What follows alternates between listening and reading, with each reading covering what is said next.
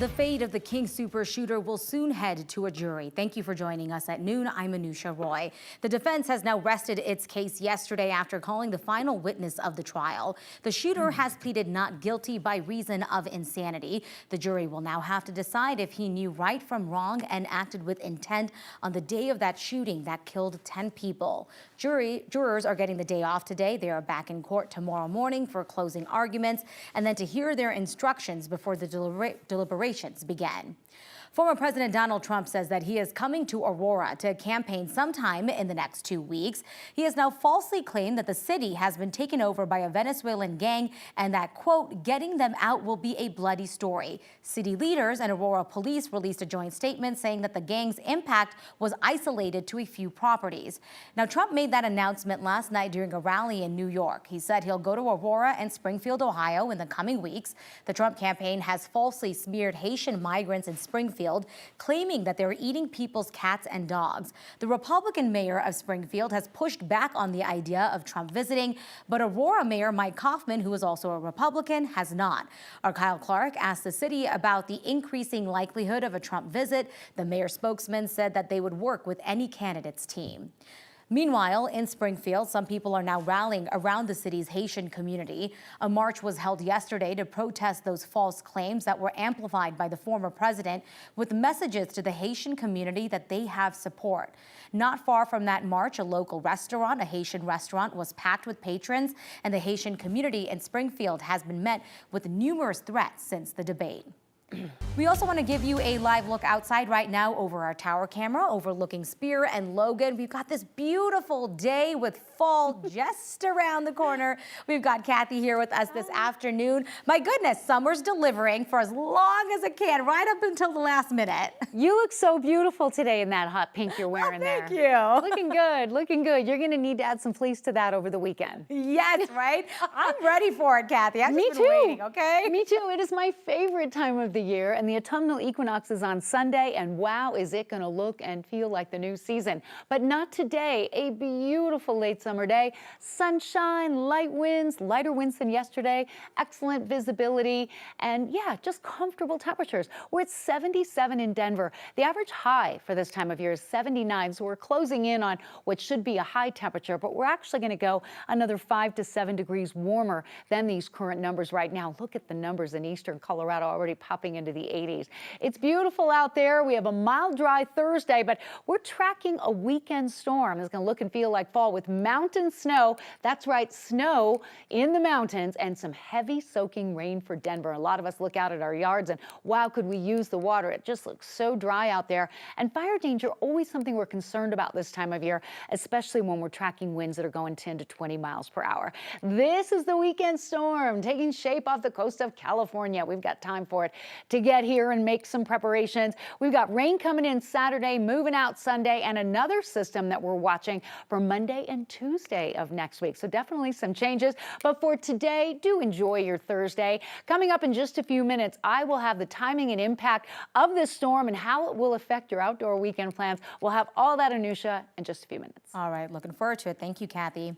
The Federal Reserve cut its key interest rate for the first time in 4 years yesterday. That is huge news for the real estate industry. Realtors here in Denver are already starting to see mortgage rates go down. The Fed slashed interest rates 0.5 point. That could make it easier to navigate the real estate market. It could also open up more options in Denver, which is usually a pretty tight market. Now, even though the drop in rates could mean a surge in interest, a local realtor tells us it likely will not be as wild of a market as it was during the height of COVID. I'm hopeful that we aren't going to see quite the intensity that we saw during the pandemic years. We are seeing many properties with multiple offers and going under contract within the first weekend. Intense period during COVID. With this drop coming at the tail end of summer, Snitker says that this is usually the time when more homes are on the market. This is long-awaited news for folks who have just been watching and waiting on when to buy. Fears of a greater war between Israel and Hezbollah are rising after thousands of electronic devices exploded in Lebanon. The Israeli military also launched a new wave of attacks against Hezbollah targets today. NBC's Raf Sanchez has the latest. Lebanon is a country that is terrified and traumatized after 2 consecutive days of explosions ripping across the country. At first, it was pagers belonging to Hezbollah members, and then yesterday it was their walkie-talkies that started detonating simultaneously. Lebanon's health ministry says 32 people have been killed. Among them are 2 children, and the ministry is just overwhelmed by the scale of the 3,000 wounded people. And it appears Hezbollah is just unable to stop what 2 U.S. officials tell NBC News is a vast covert Israeli operation targeting the Iranian-backed militants, both their personnel and their communications networks.